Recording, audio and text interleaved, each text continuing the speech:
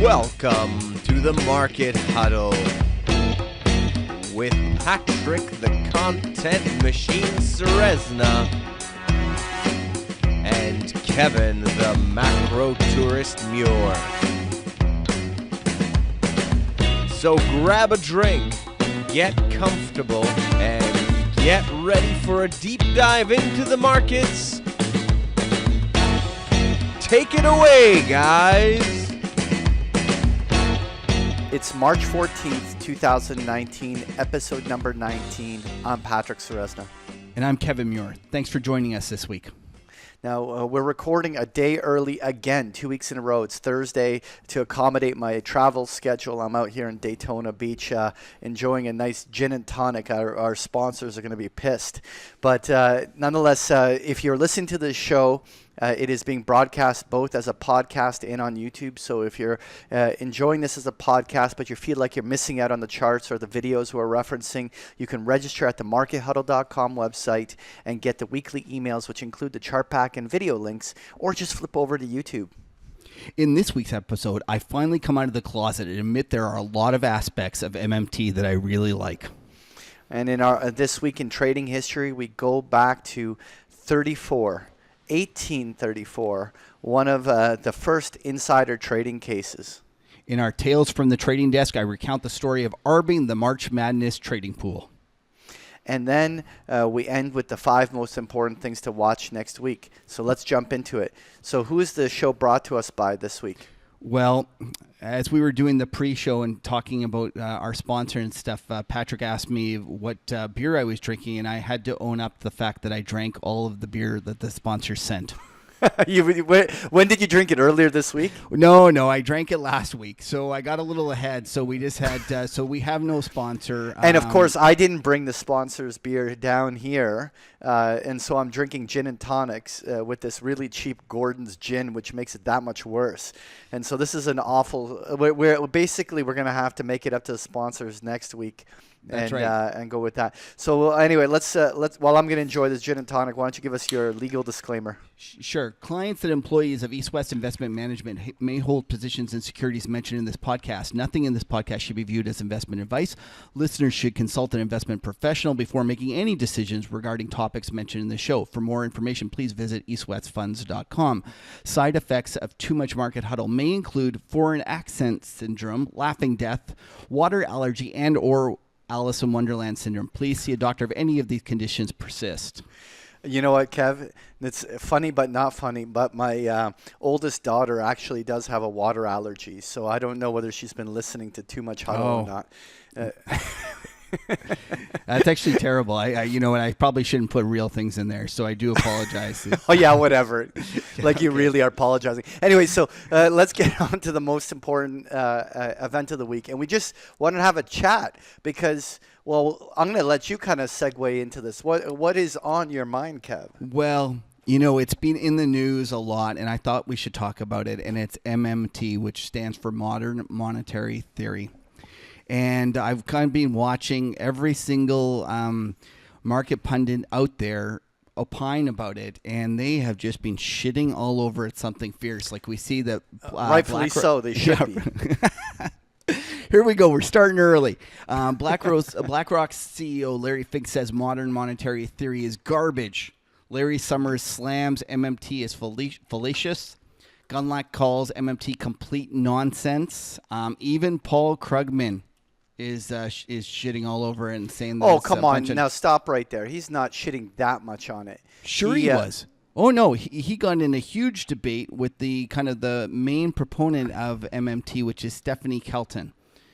And I kind of have to ask yourself, you're obviously on the other side. I'm going to tell you why I think there's a lot of aspects about MMT. But it's interesting because like Krugman is like, and we're going to have it in a future episode, but he's the guy who's basically about huge fiscal spending to re-stimulate economies, like a total Keynesian. I'm surprised that he's like denouncing MMT to that magnitude. I know Summers, and by the way, Summers' interview was not that strong. In terms of his argument against it, but certainly I would have thought Krugman would have been far more open-minded to it. Well, and this is the problem, because I found even Ken Rogoff, he's obviously a very respected economist, that he recently penned a piece, I can't remember where he did, and it was a very, very superficial kind of rebuke of MMT. And one of the things about a lot of these kind of knee-jerk reactions that they're having is that it's obvious that they're not spending the time to actually think about it. And yeah, no, you're accusing some of the smartest people out there that they're just not thinking about it. Well, let's okay. So right. you call them first of all. Yeah. Why don't we just explain in the most basic form to our listeners what modern monetary theory is? Because we might lose people here when they're hearing this MMT without knowing what we're talking about. Right. So I guess the easiest way to explain it is it's not really a prescription about a policy that should be followed. It's more of an idea about thinking about how economics works. So it's kind of like a framework.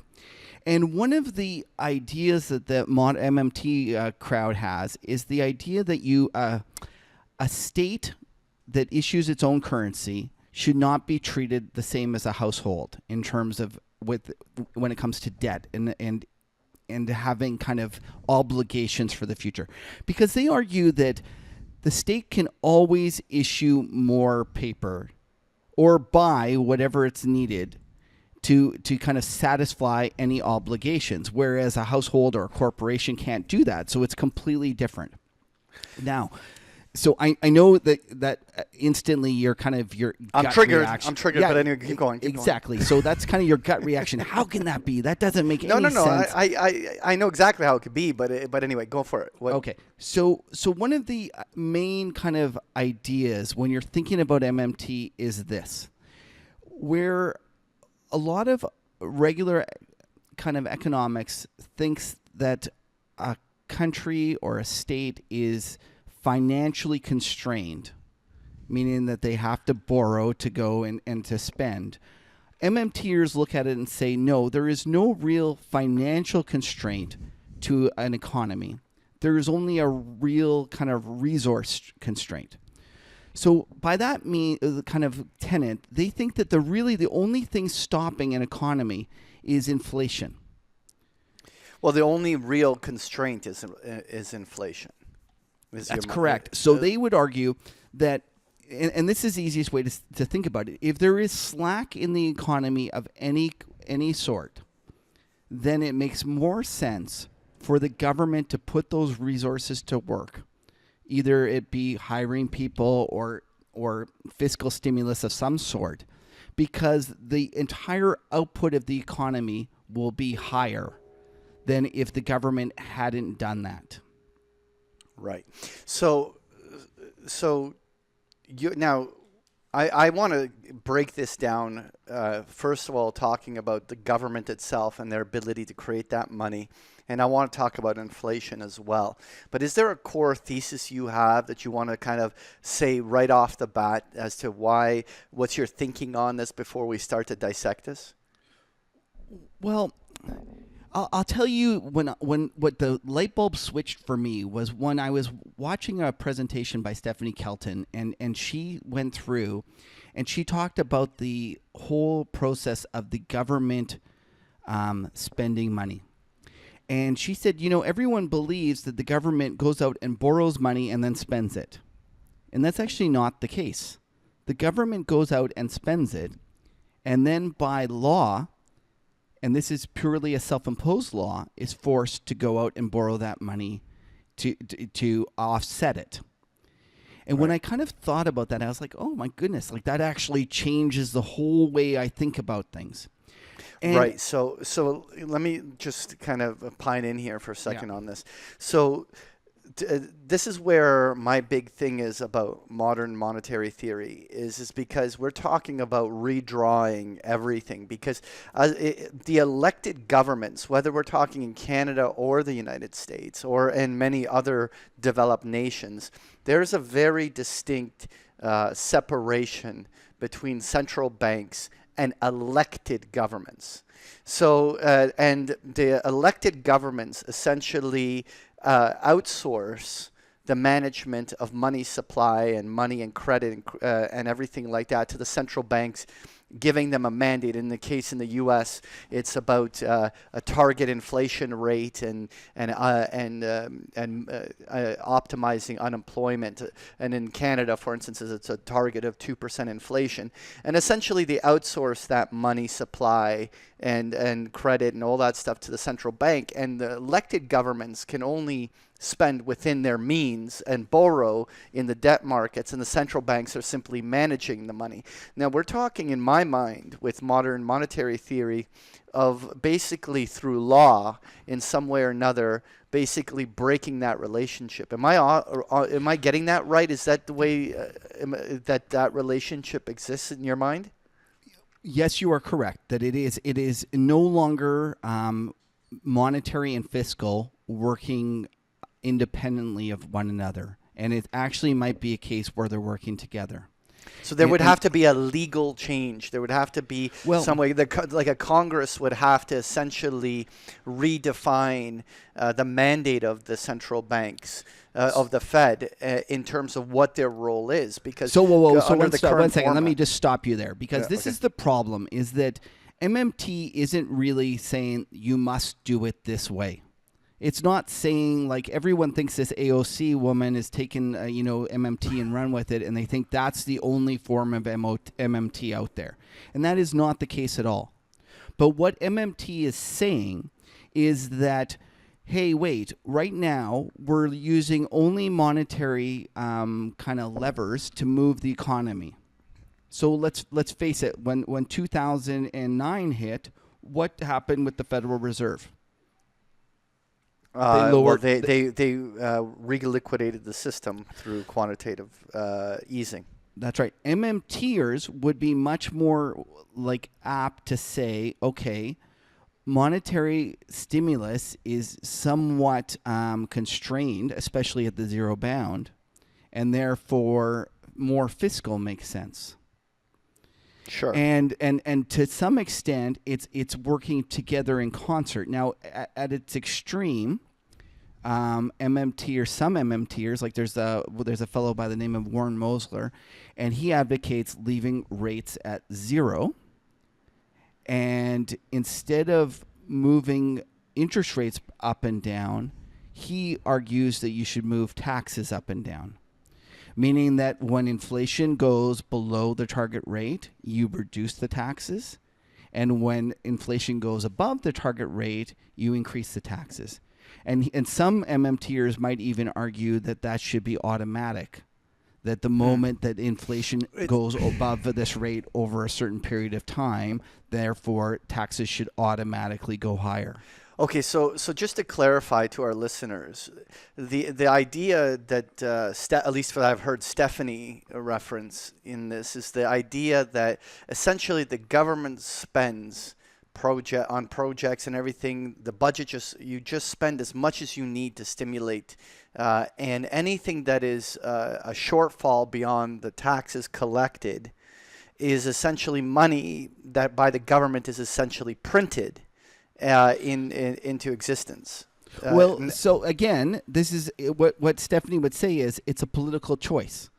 So we can go and we can borrow, in the bond market for that if we want. We can, or the Federal Reserve could buy it, or we could just spend it and not even account for it, which will eventually create inflation. But at that point, taxes will go up and it will go the other way. So this, in some degree or another, this makes sense to being the end game to the debt super cycle that Ray Dalio talks about, this 40 to 70 year super cycle, whatever the time frame was, because there's so much debt within the system that it's constraining the ability for the governments to do things. And so this idea of MMT is sort of, well, the debt isn't as big of a constraint as everyone is making it.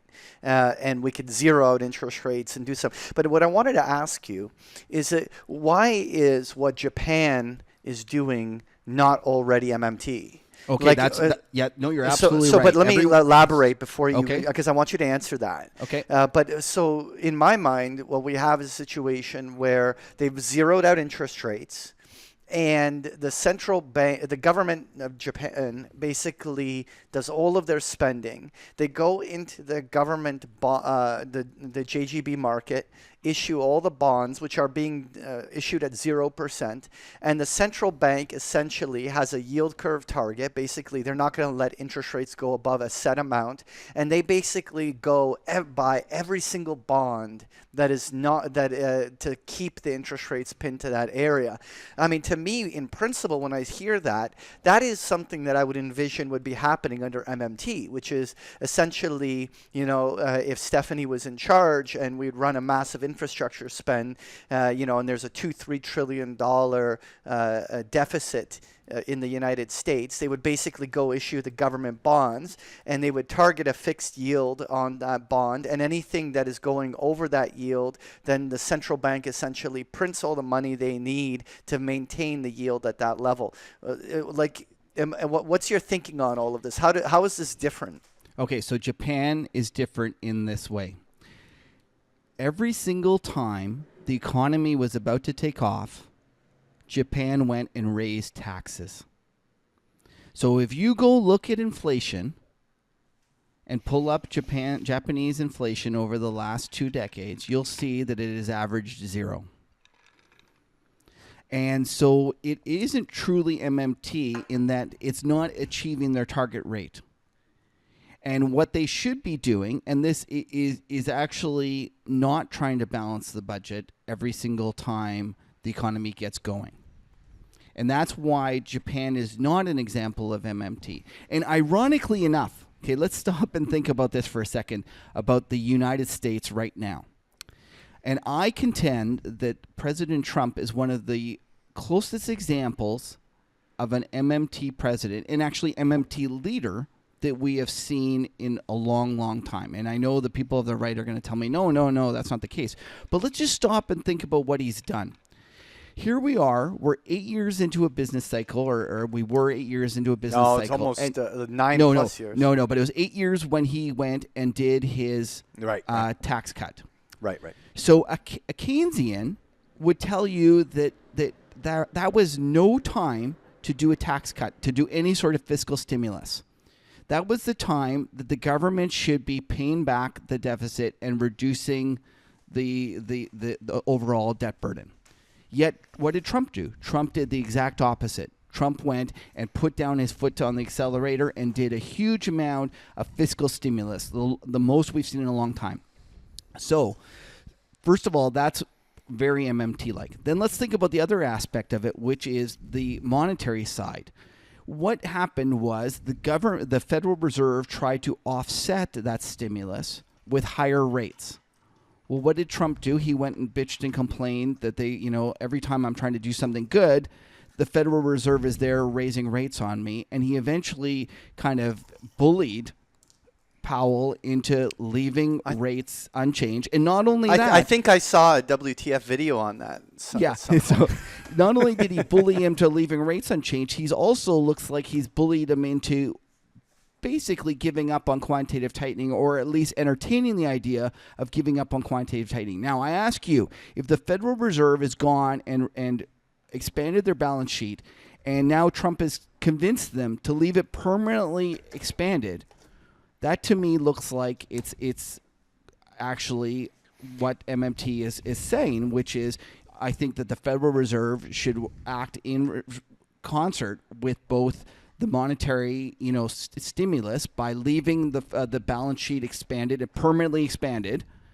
and also kind of spending money. Now, the difference is that Trump isn't going and doing this like an MMT or saying, the reason I believe that we should be doing fiscal stimulus and having a permanent expansion of our balance sheet right now is because there's slack in the economy. That is what Warren Mosler would say. That is what Stephanie Kelton would say. They would argue that you should basically spend and permanently expand the balance sheet until the public sector is crowding out the private sector. And they would argue that as long as there's slack in the economy, as long as there's people underemployed or not employed, that money is well spent. Now, you can argue about the politics about whether the government is good at spending or not. And that's, like the trouble is there's a million rabbit holes you can go down. But in essence, that is what MMTers believe, is that while there's slack in the economy, it doesn't make sense to not have the government expanding. So ironically enough, here we have a Republican president that has done one of the most pro-MMT policies that we've ever seen. And I would argue that that's the reason that the U.S. is vastly outperforming, for example, Europe. What is Europe doing? Europe is doing the exact opposite. They're going and they're trying the old, kind of formula of stimulating through lower and lower monetary stimulus with no fiscal stimulus. And this is the part that I think that is really vital for everyone to understand, is that kind of idea that you can just stimulate through more and more monetary stimulus doesn't work. Don't forget, let's think about back to the quantitative tightening 2, QE2, when Bernanke did it, and there was all those, remember the open letter in the Wall Street Journal? Yeah. And there was like, you accused me of going against a lot of smart guys. Well, I think a lot of those same smart guys were telling us how there was going to be runaway inflation after QE2, and yet there wasn't. And the ironic part about it is that if you would actually spent the time to understand MMT, they would have told you, and within the MMT framework, they would have said, no, that's not going to cause inflation. You're not going to get inflation from that. And so regardless of what you think politically, like you might think, no, Patrick, fair enough. And this is important. Because I think that too many people just knee-jerk go, that MMT, it's a bunch of crazy left-wingers. I'm not even going to think about it, and I'm against it. And they just feel like it's like, it's instantaneously from their gut, they're just against it.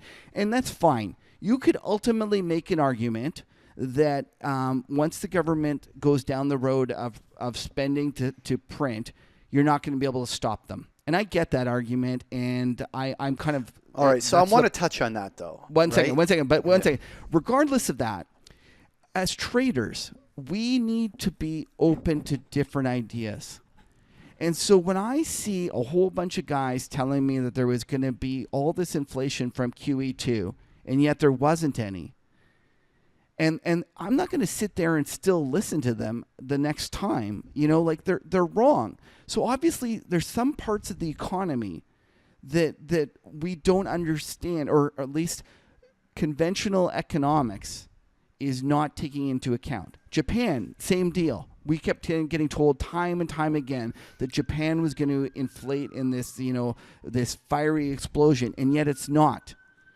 So I really believe that we should spend some time and think about it, and at least, even if you don't think it's the right policy prescription, think about the implications about the way they're thinking about the world. And I think that's the big takeaway. All right, so let's talk about what I agree with and what I don't agree with. Now, first of all, I actually am completely for the government acting in a role of stimulating the economy. I don't want to accidentally be called a Keynesian, but the core of the idea that the government should step in and fill that gap and make sure full employment and full capacity is being reached in an economy. I in principle agree with all of those things, but what I have a problem with is this idea of MMT being only constrained by inflation. Okay? And so first of all, in my mind, the first thing that I think of when I think of money is, at least the traditional definition of money, one of the key elements of the three elements is that it's supposed to be a store of value. And really, in the idea of MMT is that money is not necessarily a store of value, but rather a social contract from which we as a society are conducting ourselves as a community, as a country, and the money is just a way of allocating. It should be taken away from people that, let's say, hoard the money, and that money is being created and moved around to create a really good economy or something like this on that lines. But to me, when you are given the ability to print money and create that kind of mass, that to me is truly just a tax on savers, because what you're doing essentially is diluting the value of those people that have earned and saved money. Now, not investors who own stocks and things like that, because they tend to be inflation protected in those things. But we're talking about mom and pop who have, a couple $100,000 sitting in their bank account, and they prefer holding the cash. When you go out and print and create this kind of money, it's a synthetic tax on their savings. It's a transfer of wealth. That is happening. Maybe it's the right thing. Maybe it's what's supposed to be, but it is what it is. And the second problem I have is the fact that inflation is a boogeyman concept to me. This what defines inflation? I mean, what is it? This basket of a couple hundred things that we're measuring. The price of a television or a bag of carrots.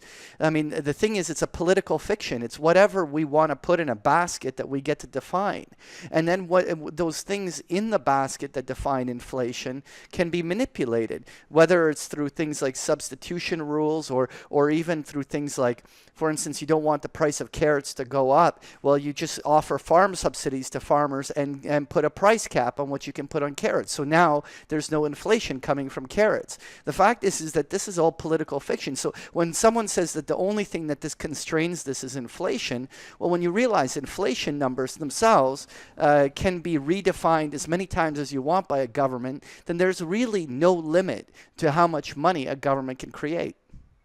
Okay, so Patrick, I'm not going to disagree with you. You have kind of a fundamental, different opinion about the way the economy works. I'm not opposed to the thing. It's about what is. You're much more. You're kind of an Austrian, and I get it. I understand. But let's stop and think about the current environment, and you're probably let's stop and really think about what they keep doing. They keep lowering rates lower and lower and lower, in trying to stimulate things through monetary means to create this inflation. Right. And let's figure out if that's actually kind of creating the outcome that we want as a society. What's happening to our inequality amongst in our society. If you were to say to me, okay, we're going to go to a different system, we're going to actually put the price of money to kind of a kind of more fair value, and we're going to actually be interested in maintaining the purchasing power of the dollar, I might not agree with you, but at least I could respect kind of that decision. But the current environment of just trying to do it only through monetary means is just ridiculous. It's exacerbated by the fact that capitalism in its current form, is broken.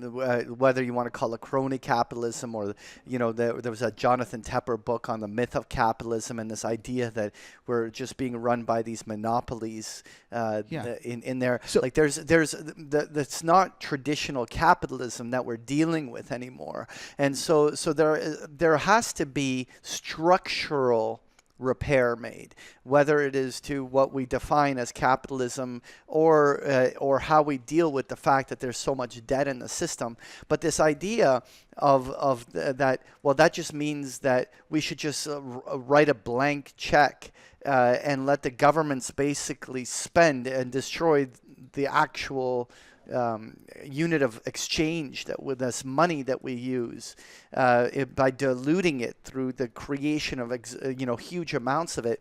It just doesn't make sense to me. It's nonsense. I hear what you're saying. Okay, now let's stop and think about it from a millennial's point of view. And if you were a millennial and you were, and I'm sure there's some listening, you guys should be pissed as hell. like millennials or the next generation, they should be... Oh, that's the fourth turning, dude. Okay, one second. Let me explain to you why.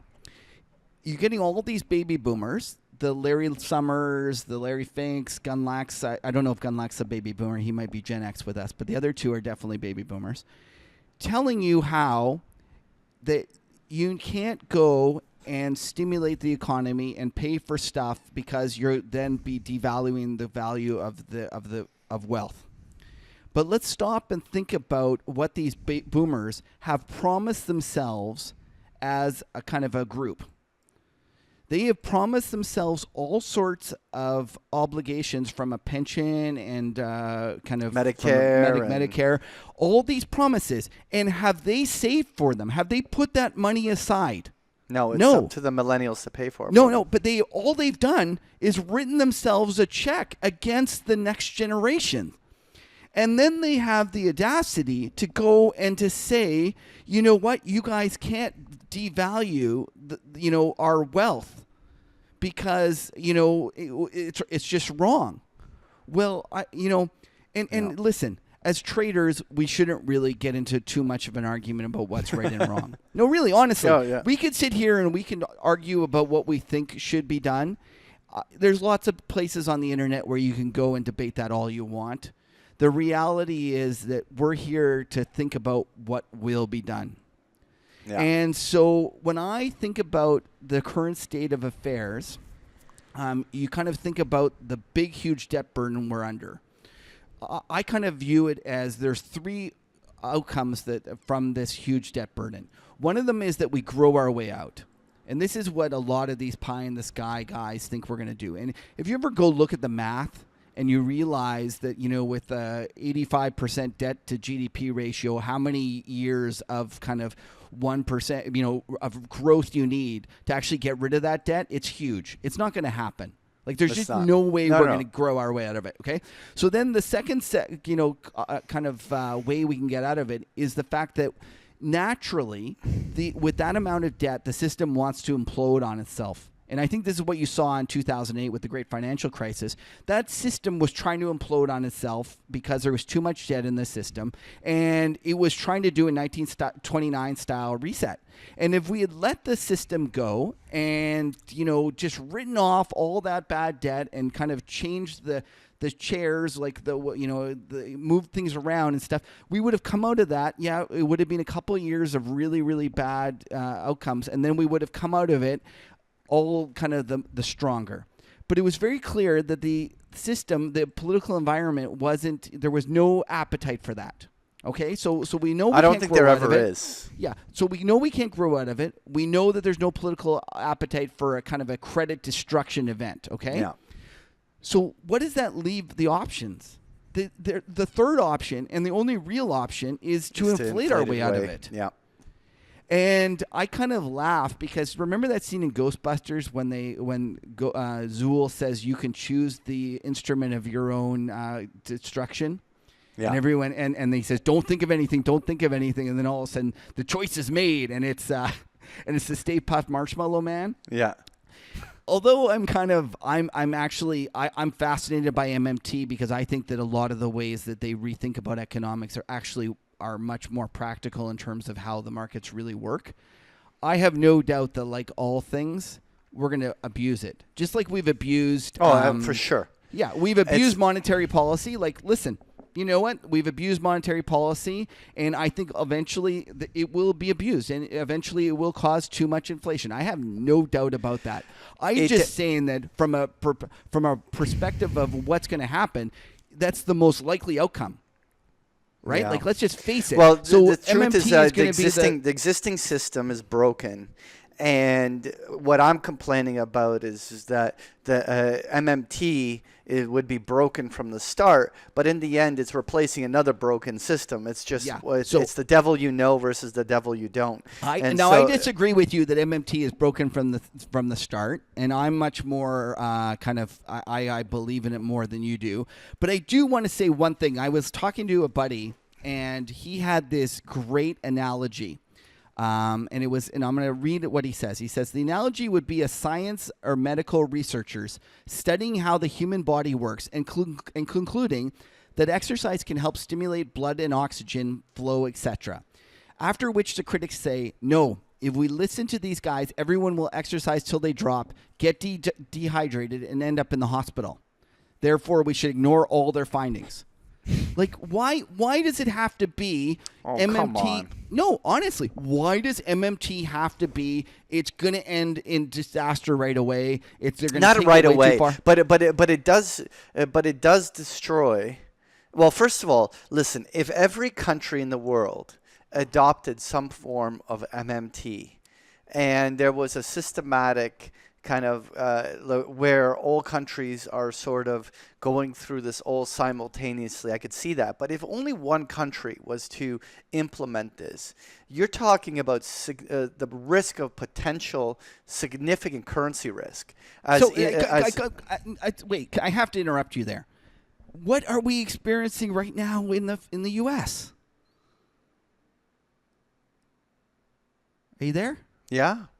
Like, think about it. Yeah. Just like you're telling me that the Trump is going and doing fiscal stimulus at a point when he should be going the other way, and yet the dollar's going up, not down.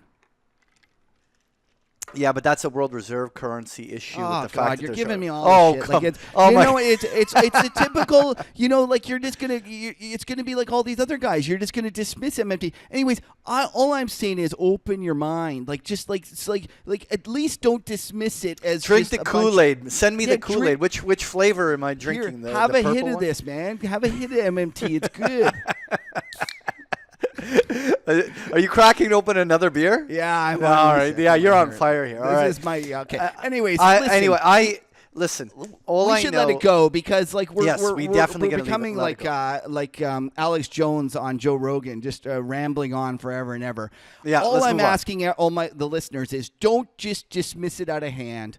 Spend some time thinking about it, and at the very least, regardless of whether you think it right or wrong, understand it because it actually can help your trading. It can help you understand that kind of this monetary madness might not cause the inflation that you're expecting, and that there might be other, like the economies might not work like you think they work. Well, my only advice is that if that happens, own real assets and don't hold cash. Anyway, and that's a great piece of advice, and I think we can both agree on that. all right, let's move on because I've been dying to hear from you about the tales from the trading desk because we were talking about what to talk about, and you go, I've got this amazing story about, I don't want to work it up too much, but on March Madness. So why don't you let all our listeners in on this story? Okay, so first of all, I'm a Winnipeg boy, and I grew up playing hockey. To me, basketball makes no sense. I'm like those those South American, the Americans in the South when they moved hockey down there and they didn't understand any of the rules. Yeah. That is me with basketball. I don't have a clue. I understand it's a great game. It's exciting and stuff, but I don't have a clue about it. Right. So this is back in the 90s, and I was actually sitting on the desk at RBC Dominion Securities, and I realized that there was this big tournament called the Sweet 16 or the college basketball, and everyone seemed to be getting really excited about it, and I had no clue why they were so excited about it. But then I realized that not only were they excited about it, but they bet on it.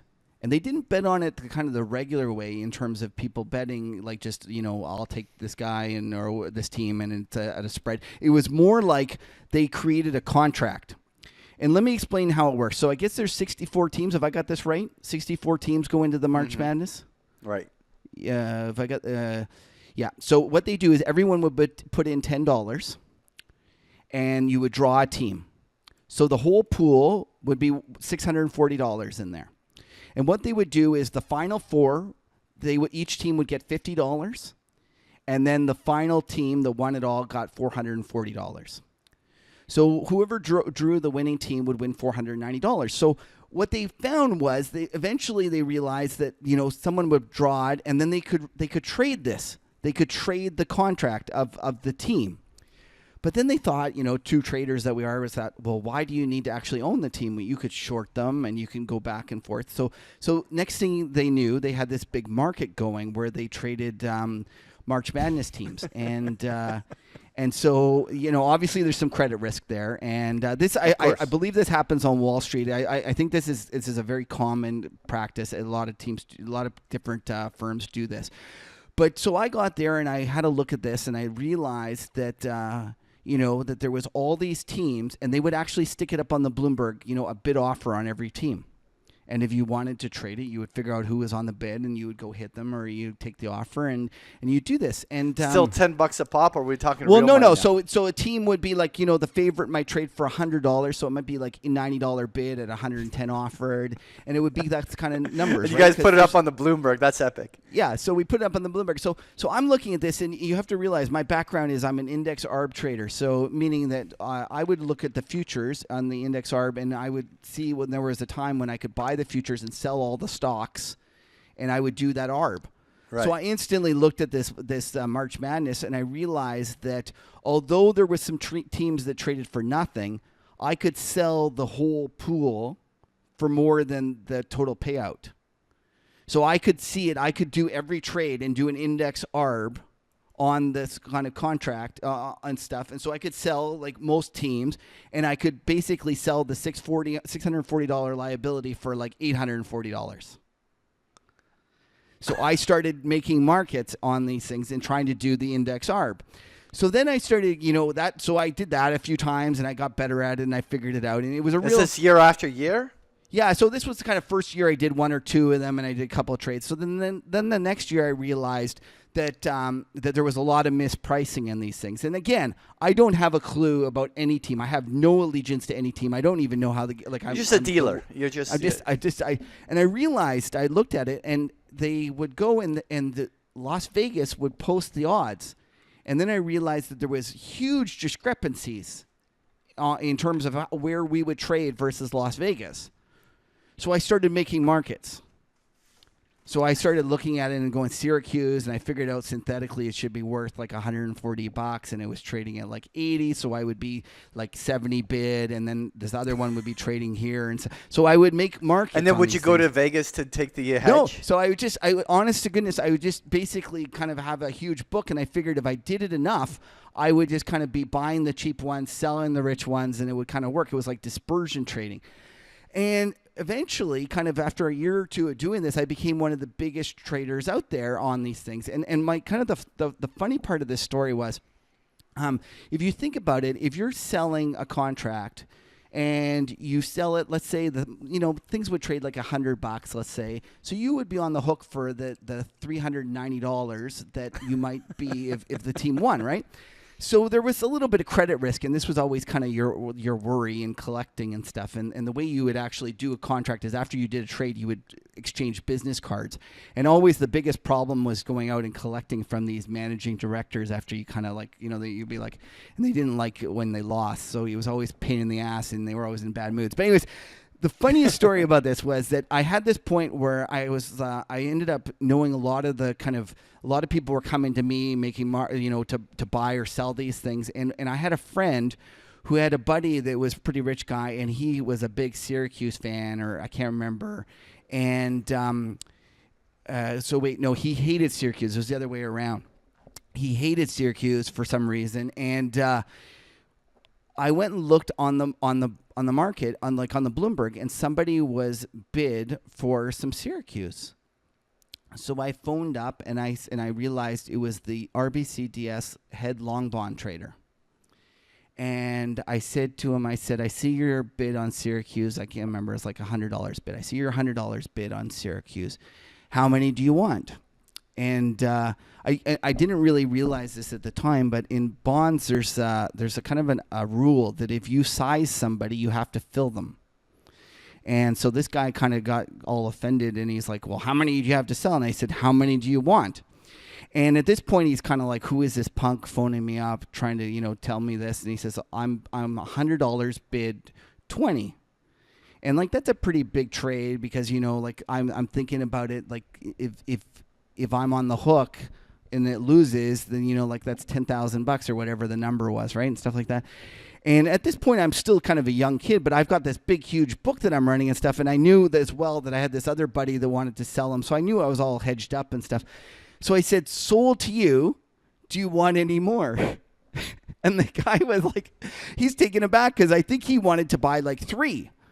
And he was just basically trying to, like say to me, oh yeah, sure, you want, I'll bid you 20, and then you're gonna like sell me 1, and you're gonna basically be all embarrassed. So I hit him with the 20 and said, do you want any more? And he goes, no, I don't want any fucking more. And so then I go kind of later that day, and I go to change business cards, and he looks at me and he goes, who the fuck are you? And I go, what do you mean? And he goes, who the fuck are you hitting me with 20? I go, I'm Kevin Muir. I work on the equity derivative desk and, blah, blah, blah. And he just was so mad at me. He was so pissed that I had hit him with 20, and he basically wanted to buy 3. And he was just so mad at me because he was trying to be this big man and like say, I'll buy 20 from you, and then I was going to sell him 3 or whatever. And it ended up being the other way around. And I think the point that was most insulting to him was when I said, sold you 20, do you want any more? And like, I think he was just, and so the long and short of it is that I ended up, over the years making actually good money trading this. And it was one of the most fun experiences I had. And that's an awesome story. Yeah, and eventually the bond guys would invite me out, and because it was on the bond desk, and they would invite me out to go and watch the games. And I'd be like, I don't want to watch the games. And they're like, but you have all these positions. I go, I don't really care. I'll figure it out in the morning. So I was once a quant, always a quant. That was just how I viewed it. So what a great story. That's awesome. That's awesome. Well, thanks for sharing that. All right. Well, let's move on. So let's touch on this week in trading history. And so what tidbit do we have here? We're going back to 1834, are we not? Yeah, it's when I found this story, it was just kind of mind-boggling. It was about a couple of brothers in France in 1834. And here, let's go to the next slide here where you can see this system they had. Okay, let me just read you this because this is just hilarious, okay? What you're looking at is a semaphore telegraph, and what it was it composed. It was basically a series of towers signaling, and they were placed 8 to 10 kilometers apart from each other with 2 rotating arms. And what they did was they had a system there where they would make different numbers or letters, and they would go back and forth and pass messages this way. Okay, so this was developed in 1792, and in France it covered 556 stations, and it stretched a whole distance of 4,800 kilometers. Like, it's just kind of unbelievable that they like. It was does it say how many minutes it would take for the information to travel? Well, it didn't say that. Oh wait, it says 500 kilometers per hour. I guess it could go pretty. It was pretty good. But the interesting part about this story was this is how they kind of passed information about the stock market. And let me just read you this part because this is just hilarious. In 1834, Francois and Joseph Blanc, 2 bankers working on the Bordeaux Stock Exchange, hired a colleague in Paris for keeping watch on the Paris Stock Exchange and pass information on the most significant trends to a telegraph operator in Tours on the line that transmitted data to Bordeaux. Since the telegraph network was used for governmental use only, the Blanc brothers found a way to nest their messages inside those authorized symbols using to indicate transmission errors. So they hacked it to figure out ways to actually put their messages in there. The telegraph's encoding system included a backspace symbol that instructed the transcriber to ignore the previous character. The brothers corrupt the telegraph operators in Tours, that's a play like a town, giving him instructions to make very specific errors in the transmissions, letting them propagate along the line and then correcting them thereafter. Okay, so the spurious character indicating the direction of the previous day's market movement. Okay, so what they were doing was they were figuring out ways to get the quotes ahead of time.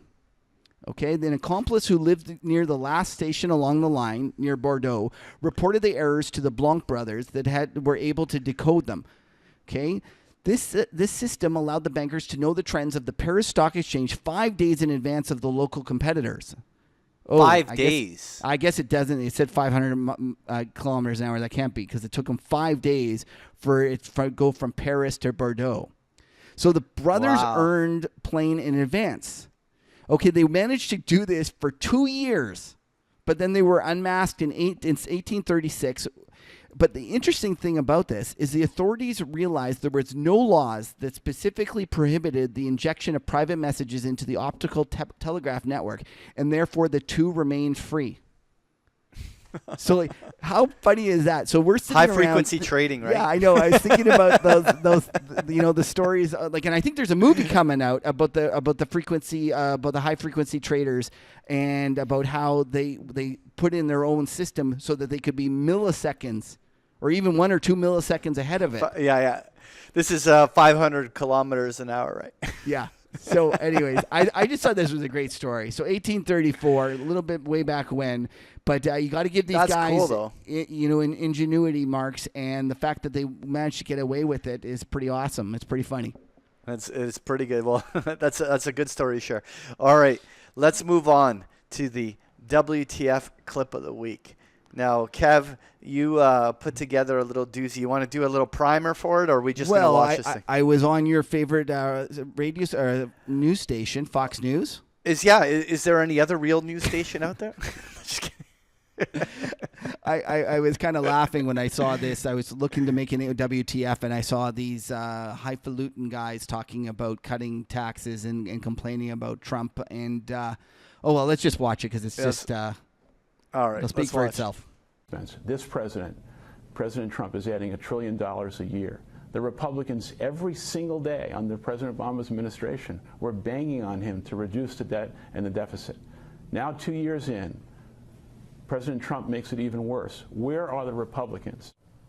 Joining us now to comment on this and other things, former chairman, now ranking member of the House Ways and Means Committee, Kevin Brady. And I know you may have to jump away from us for a vote here, but Congressman, what's your response to Howard Schultz? Pardon me, would you have any Grey Poupon?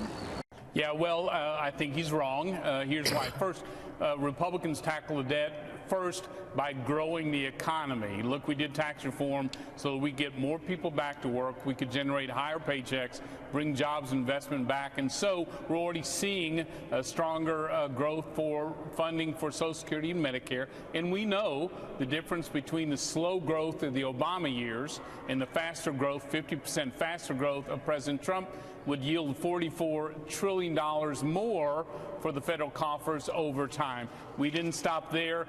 In the House, we repealed Obamacare. That adds Obamacare, if it stays in place, adds $1.5 trillion to the deficit. I noticed Mr. Schultz supports that budget buster. And then in the House, we also made some common sense changes to save Medicaid. That also reduces the deficit considerably. Unfortunately, that didn't make it through the Senate. We still think there's ways that we can address some of the automatic spending and save those programs as we do them.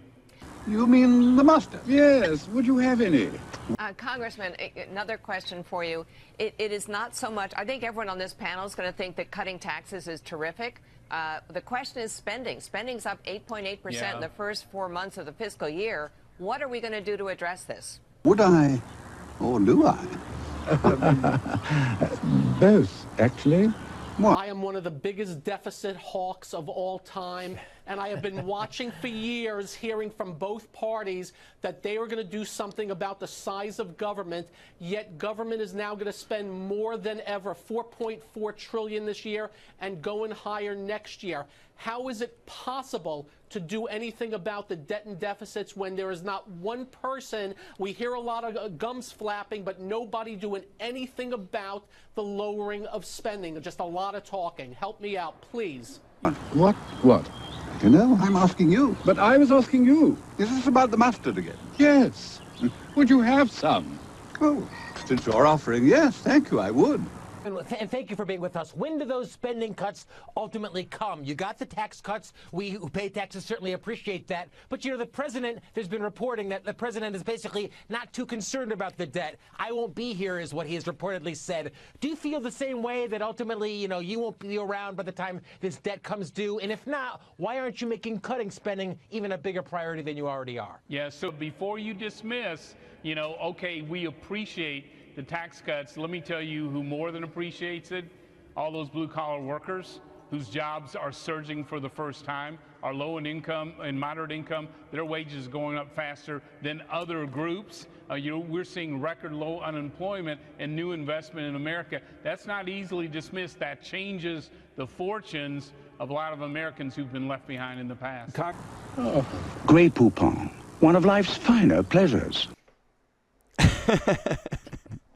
So do you have any remember Grey the, Poupon? Do you remember the Grey Poupon commercial? Well, Patrick? listen, all I know is that that's something that I've used with my friends like a million times. But to be honest, I totally forgot about the commercial. Like, I think I might have seen it as a kid, but when you just rehashed something for me, it was what a great commercial, but what a great clip. I mean, those were you know, pundits were just ripping into the Republican. Yeah. And you know what the funniest part about it is, like, the one lady who said something to the effect of, we love the tax cuts, but when are you going to stop spending? And then it's like, so she's like, just more and more. And then my favorite was the guy who works for the capitalist pig hedge fund. Like, no shit. Go look. Like, it's capitalist pig hedge fund. I don't know if like that's actually like an actual real hedge fund or not, but he's that's what he's going with. Oh yeah, there it is. Capitalist pig hedge fund. That's hilarious. You know, I guess that's Fox News, your favorite place, bud. Well, thanks for sharing the clip, Kev.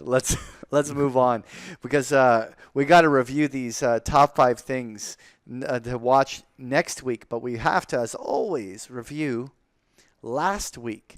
And so last week, first of all, we didn't have the jobs numbers yet. That's right. At the time. And as well, we kind of looked at this breakdown over here of the fact that we wanted to look at what will the financials continue to underperform the markets. And so what I'll do here, let me just pull up the XLF just to kind of watch. But I would argue actually that it continues to underperform. I mean, the S&P 500 made it all the way back to those March highs or the February highs. And so the financials continue to lag just a bit here. Like, are you still bullish these U.S. financials? You know, something's wrong with them. There's no doubt about it. I saw someone trying to say that the attacks by AOC in terms of making banks liable for, you know, student debt, or, you know, all the different things. I can't remember what it was, but the kind of the change in attitude in Washington is holding them back. I don't know what's holding them back. I know KRE is even worse than the XLF. Like, you go look at that, and that's the regionals. Yeah. And they just can't seem to get out of their own way. Like the last 4 days, I'm almost ready to short sell a chart like this. That's pretty weak. I don't know. You and your squiggles, you'll know better than me, man. Well, it's just very it's relative weakness, right? Like, that's this type of price action on the regionals is a disappointment for sure. You know, I at this stage, you know, look, there's always a chance that there's one more leg to the bull. And if there is one more leg to the bull advance, that these financials are going to get a rally in there. But on a relative basis, I think there are other sectors that you can be long in a long short against these financials and be doing just fine. I mean, they obviously have their beta weightings towards the indices, so they're going to get some sympathy movement from the S&P 500. But this doesn't look strong at all. Yeah, you very well could be right. So, anyways, we answered that question. Yeah. So lumber, we were touching on this. Lumber did uptick, but it's pausing here a little bit. I still think this could be potentially, like, first of all, lumber did go from 640 back to 300. I mean, the majority of the bear market destruction is rearview mirror on lumber. Now, that doesn't mean it can't make lower lows. But, at this stage, I would say that we're probably much closer to the right price of lumber than we were, 6 months ago. With that said, is this a buyable bottom? You know what? I still think there's a global economic slowdown happening. I'm just not so bullish the home builders the way you are, at least not at this stage of the cycle. I actually, by the way, I actually am bullish home builders in the much bigger picture. Like, just the way. Here goes, folks. Here it goes. But listen. He's walking back his bets. No, I'm not. No, I'm not. I'm just clarifying time frame. I'm not like super long-term bearish the home builders. My view is no different than the way we have a lot of people argue that emerging markets are a great value buy. Well, I was listening to that Jeremy Grantham interview where he was, saying that over the long term, emerging markets will outperform the U.S. And in principle, I agree with that. I just don't agree that the emerging markets will do better than the U.S. this year.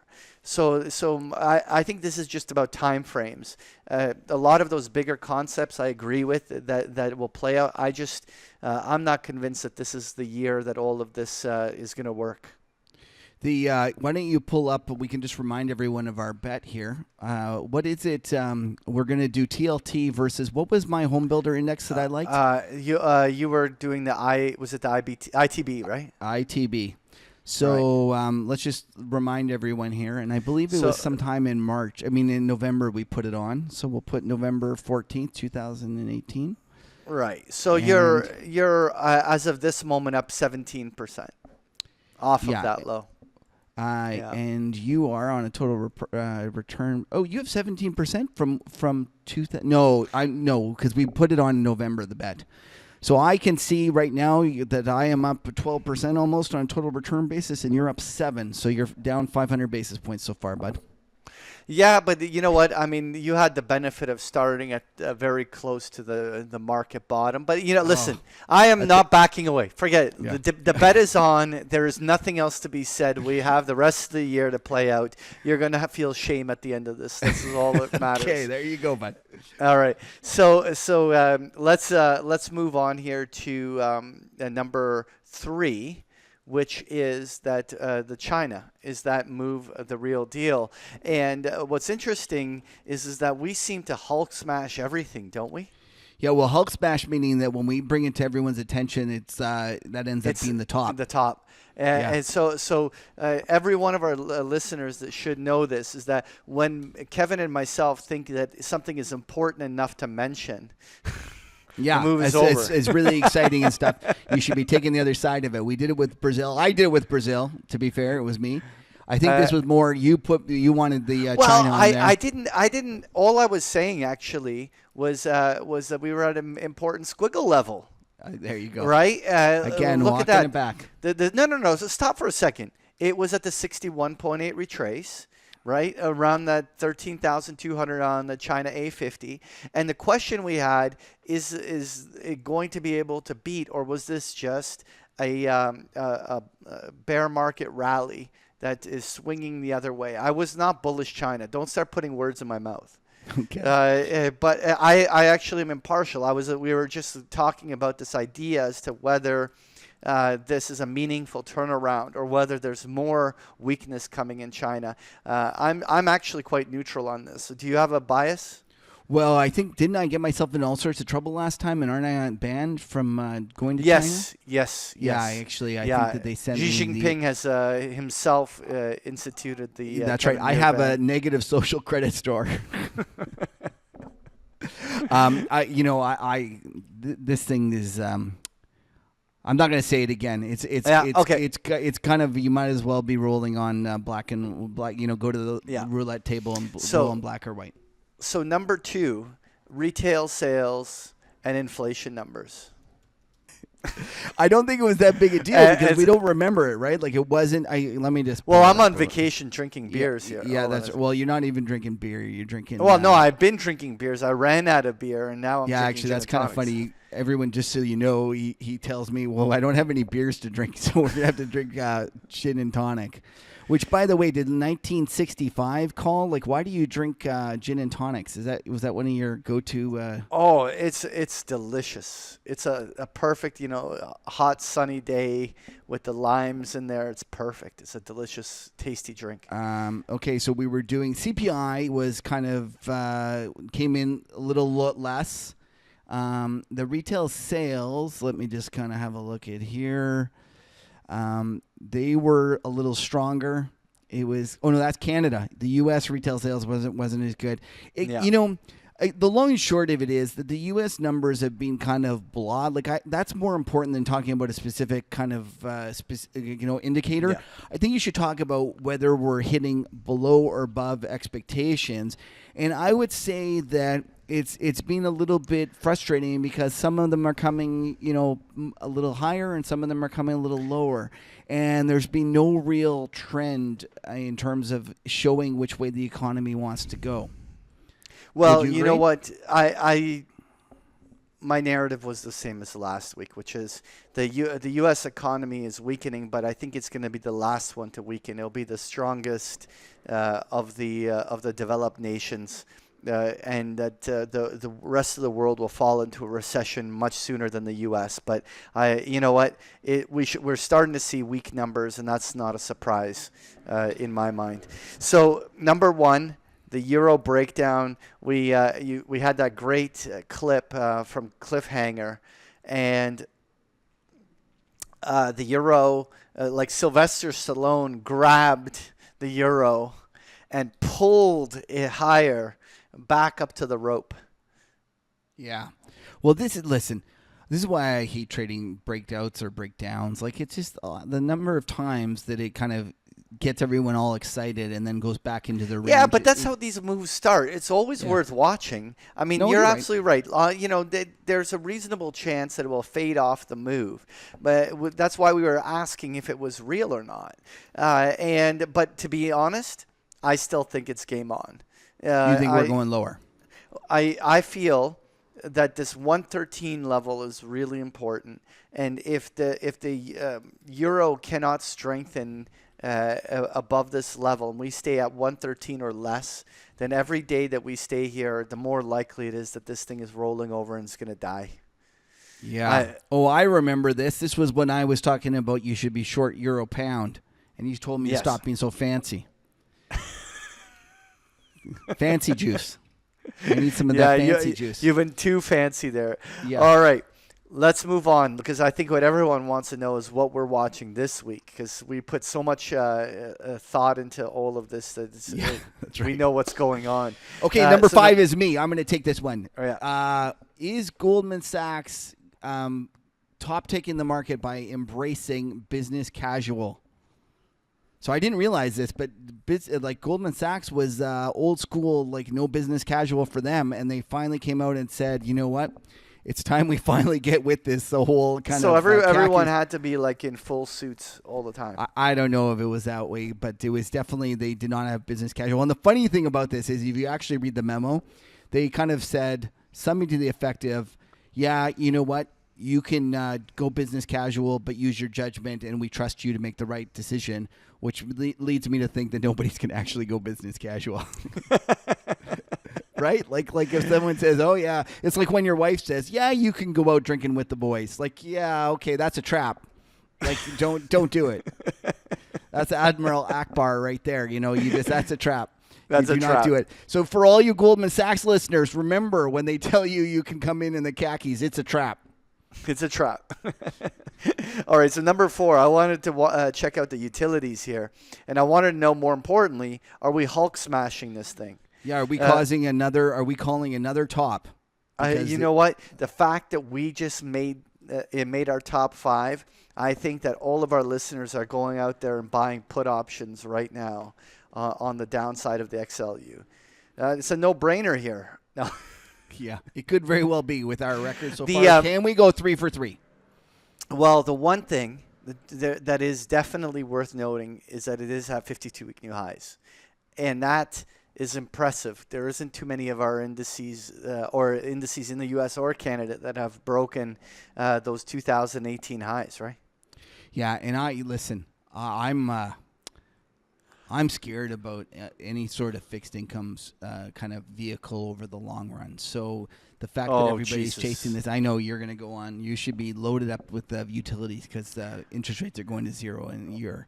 Yeah, absolutely. Yeah. So, but anyways, I'm scared of this. I feel like it's been just a stampede into these things. Just look at the rally from that December low. It's been nuts. Just for the record, I would own treasuries over utilities. I'm not exactly. I don't have any positions anymore in utilities. Back in 2018, I was bulling them for much of the back half of the year, but I really in 2019 haven't circled back to utilities, and rightfully so. I should have been. Right, yeah. But I haven't. But I certainly am not in the camp where I'm overly concerned. You know what? The economy is weakening. They're going to start cutting. MMT is not coming anytime soon. I'm of the opinion here that anything that is these like bond proxy stuff, it should still be relatively defensive. I don't know if you're going to make money, but I think that they're still very defensive place to be. You know what I think is interesting about that is a question if it's become crowded and if everyone, rushed into that because they thought similar to you, and yet in doing so, they've actually, pushed these things to new highs, and it's almost kind of paradoxical. Creates a bubble. Yeah. No, you know what? But that's where I am not sure whether there's money to be made in owning utilities as a brand new trade. I just think that there's still going to be I think anything with a large dividend tends to be in a cyclical turn far more defensive because it's going to be interest rate sensitive. So you have at least one buffer that is dampening the magnitude of the drop. Yeah. Wouldn't it be something if it was exactly the opposite? In that when the market turned, everyone was already in those stocks expecting the market. And then they actually got hammered the worst. Oh, my God. Wouldn't that be something? Yeah. That'd be the kind of screw with you kind of mentality that this market is oftentimes, right? Because let's face it, a lot of times you kind of have to be like Jedi mind tricking everything, like even thinking past the immediately obvious trade because So just to be clear, Kevin Muir says buy home builders. Yeah. Anyways, let's go on number 3. Number 3, the VIX. Yeah. I was actually kind of surprised at how low it was. It's hitting new lows for we're right there. Like today, we're ticking at 13.5. Right. We had Steve Stosnick, the great strategist from Interactive Brokers, talking about this. The reality is that the realized volatility of the index is pretty low. So even at this level, it can go lower. Yeah, it can. But you know what? I feel that the VIX blow up. The VIX, the Armageddon scenario there, and as well as the last December sell-off, I find it really hard to imagine that the vol sellers are going to come back in vengeance, so even though they have, I guess, into one degree or but another. here's the important thing about that comment. The volatility, the vol sellers might not come back in vengeance and do that, but that doesn't mean that volatility will go up. Fair enough. Because if you could have a situation where it just doesn't move and it just drifts lower and there's no real sellers, but there's no real buyers either. Well, it doesn't need like way back when the vol sellers were actively pushing it down and they were almost leading it. In this case, I almost feel like it's the opposite. Everybody's still scared about another Volmageddon or whatever it is. Personally, and therefore nobody's shorting it. Personally, I welcome this because low volatility conditions makes options structurally cheaper, which means that I can play the upside of the market and the downside of the market with better asymmetry. And obviously, it's a unique situation on every trade setup. But trading high vol conditions constrains you in so many ways. Yeah, and I never thought about that actually. That would be better for you. Well, it is. I hate low vol environments. Oh no! When expressing, especially like for instance, if the market is showing signs of pressing to a 52-week new high on the S&P or something, Well, I'm going to be skeptical of that, so I want to put on the trade with some sort of call options to make sure that I'm like a renter and I can play the upside and have an exit strategy as doesn't have me fully loaded long the market. I'm synthetically long. And so when in low vol conditions like this, it allows me to express a lot of my narratives while having a very defined risk. That makes tons of sense. I've never thought about that. So there you hear it, folks. When we get into a situation like this, you should be contacting Patrick. BigPictureTrading.com. There you go. There you go. Number 2. Let's go to that. All right. So we're going to get the euro area consumer confidence flash, and the reason I brought that up is, and I think this is going to be Thursday. The euro kind of economy is just terrible, and I think that going back to our MMT discussion. One of the realizations that I had is that it's not going to change anytime soon. Right. And actually, the more I think about the stupidity of Draghi continuing with these LTROs and all this easy money, it's just more of the same shit, and it's just not going to change. And I think that you're going to see kind of increased frustration, and the economy is just not going to rebound in Europe like we thought it was going to rebound. Right. And I think that we should be on the lookout for this. You want to express that view with short euro. I understand that. I'm not sure how I want to express the view except to say that it's frustrating because I look at it and I don't see any reason for anything to change, and I'm increasingly believing that Europe is Japan. Everyone talks about the U.S. being Japan. I don't think the U.S. is like Japan at all. I think the euro is like Japan. Yep. And until I see signs of that changing, I don't see how they get themselves out of it. Well, I continue. I believe that the eurozone is much later in the debt super cycle than the U.S. is, and is going to be turning Japanese much quicker. So I'll concur with you on that. Okay, let's go on to the number 1. So it's got to be the FOMC.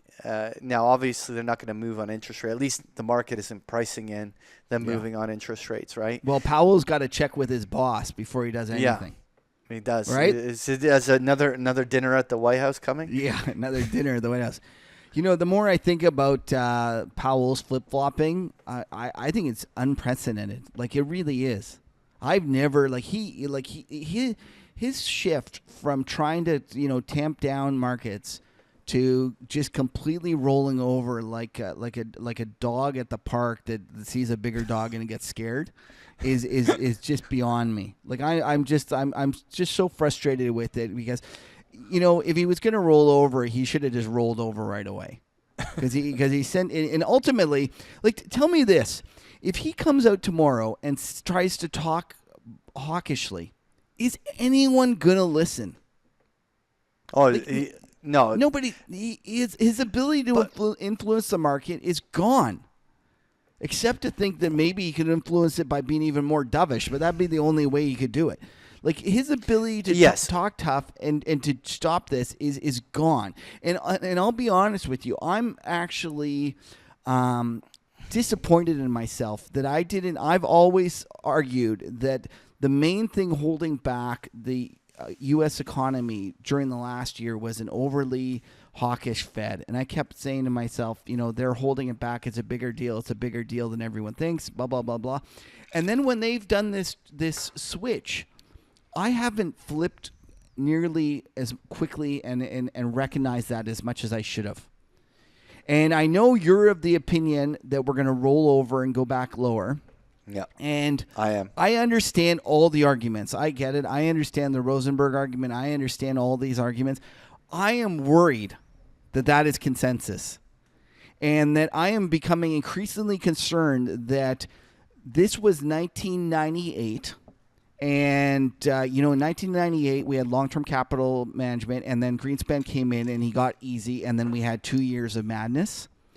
And I'm becoming worried that when Powell did his flip, it's almost, even though it wasn't long-term capital in terms of the severity of the market correction, I would say that his response was pretty epic. And then I think when you combine it with the fact that, the 12 months after a midterm election, that period has never been, since post-World War II, the 12 months following a midterm election, which we had in 2018, has never been down. Right, the third year of a cycle. Yeah. Except for this year. Well, no, because it's the 12 months. Oh, so you think we're headed down? Yeah. So you think this time's going to be different? And listen, it very well might be. Isn't that the whole theme of our show? It's different this time. Yeah, it's different this time. And well, I guess that's. And the other theme is that if we both have an opinion that's the opposite, one of us will be right. So I'm just becoming more and more worried that we have a blow off top, and I'm becoming more kind of. The longer the market stays up here, the less I'm kind of feeling like we're going to head lower. And I know all the arguments. Don't send me all the arguments. I know them. I could tell them to you, and I become completely convinced. But at the same time, I look around, and apart from the perma bulls, like the people that change their opinions, like you and me, tell me who is actually bullish here.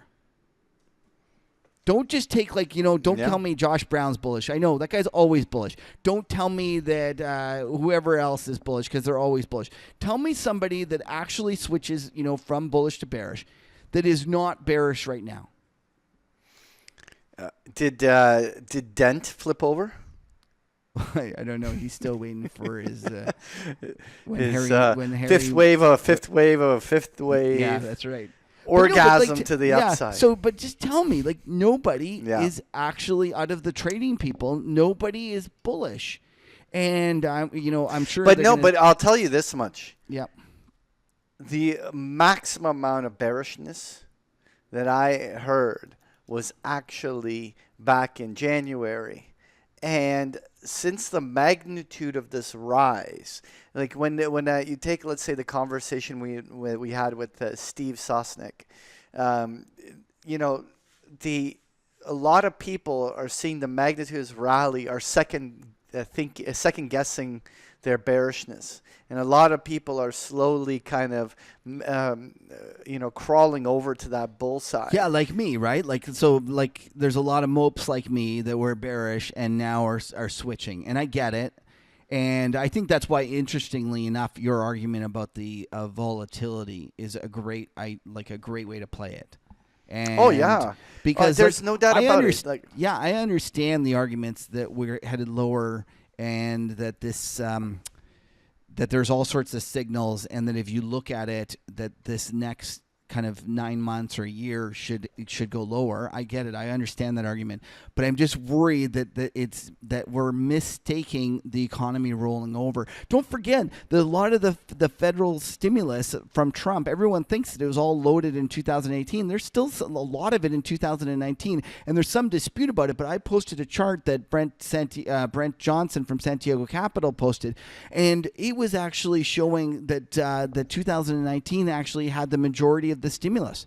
Now, regardless of whether it's 2018, that's why it's showing up in all these economic numbers that you keep talking about. Well, no. So I have no doubt that the Fed pushed too hard on the brake, and that they caused the economy to slow. But now that they're easing up on the brake, I'm just wondering if we might have a big move to the upside. Kevin, come back to the dark side with me. Yeah. Well, listen, the fact that I'm giving up, or not giving up, but at least kind of entertaining the idea that we might head higher, is a perfect example of the last short giving up. So there you go. So have you covered all your shorts then? Well, I'm in and out, and it'll vary. But a lot of times the way that I lean. But you have your steepener in, which is some degree or another. Yeah, so I actually play. My steepener as well. I kind of feel like you should be ringing the register on the 530s. I could see a situation where we climb a wall of worry and the stock market heads higher, and we actually have a situation where the curve gets flat again. And don't forget that a lot of this stuff that people are bearish is because of the signals from the yield curve. And I don't know, with all the stuff that's going on in the bond market and with the ECB and stuff, I almost wonder if those signals are wrong. And not only that, a lot of times, even when the yield curve finally inverts, we still have another year of it headed higher. Yeah. So I don't know. I don't know. I'm just hats off to you, because you were when we rolled over and then in 2000, late 2018, and then we made the bottom and we came back up. I was probably way more bearish than you, and you said, nope, we're going to go 2 or 3 or even 4 months before we head lower again. And we're still in your time frame, so kudos to you because you called it. To be honest, I'm not short yet. Yeah, I have not. I called to my members that this was a buy on dip, the last sell off, and but you know what? I'm starting to get the itch a little bit. Yeah, and that's according to your plan. We're getting closer, so there you go. We're getting closer, but it might not be till April, May that I get the real trigger finger going with some heavy shorting or something. But right now I'm very neutral. I've covered a lot of my longs, but I'm not short yet. Well, you're a lot smarter than me. There you go. Okay, I don't know about let's that. go on Anyway. to the trading, the parting wisdom.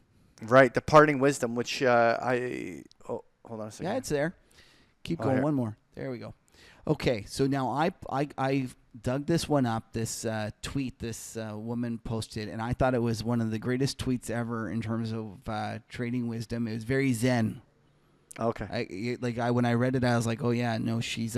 Anyways, let me read it to you. Surfing and trading are very similar. A surfer picks a wave, rides it to the best of their ability, and when the ride is done, it's done. You grab your board, paddle back out, watch and wait, and pick another wave. The entire time, the ocean doesn't even know you're there. And I thought, when I think about how many people get personal with the market and think, oh, no, that... It's got to do what I want it to do, or it's got it in for me. The market is bigger than everyone. It doesn't give a flying shit about you. Yeah, rat's well, ass. I mean, okay, when we're talking the macro markets, I mean, when you're talking micro caps, everyone knows you're there. But even then, you know what? A lot of times it goes where it wants to go eventually anyways. You can bully around a market for a little bit. Agreed. But listen, I do appreciate this because it really is what sort of in the essence of the way I look at the markets is you got to wait for the setups. This is why I was watching that Euro breakdown. I mean, when these things happen, you jump onto the wave and you go for a ride. But you got to see whether you're catching the wave here or not. And I use technical analysis. You get all worked up about squiggles, but it's one of the ways to be able to observe whether or not there's a move happening and whether you have to pay attention. And that's one of the kind of key ways that I keep track of that. Yeah, no, you're absolutely right. It's there's a lot to be said for the squiggles, and I make fun of you because it's more fun that way. But there's no doubt that without squiggles or without risk control, you're just you're gonna make a mess. So you got to do one or the other, and I definitely think squiggles definitely helps. All right, well let's close things up here. So any closing words there, Kev? Well, no, this is twice now. We've had to do it on a Thursday. Are you in next Friday? Yeah, you know what? Now I'm going to be back from my vacation and next week, and we're going back to our Friday beer drinking tradition. And so this is the last time we're going to be doing, well, for now anyway, this will be the last time we'll do these Thursday things. So for all our listeners, we're going to go back to our typical weekend release and next week, and we have some great guests lined up, so look forward to that there. Thank you everyone for spending some time with us. Make sure you visit themarkethuddle.com and sign up for the emails. Make sure you subscribe to our channel. Follow us on Twitter. You can follow us at The Market Huddle on Twitter, or you can follow Kevin at Kevin Muir or myself at Patrick Ceresna. And any other closing words there, Kev? Well, no, just one thing. On the YouTube channel, I've slowly becoming a little bit better and more proficient with the YouTube, and we're trying to divide up and make some clips. And for those who can't take a full hour and a half of yourself and me, they can go and they can get little clips of it. And I encourage everyone to go to the YouTube channel and look at that. All right. Well, I'm going to go back to the sun and enjoy the rest of the day here on my vacation. And I'll catch you back in Toronto, Kev. Okay. Well, thanks a lot. Thanks for listening, everyone. Take care. Yeah, thanks. All right. Cheers.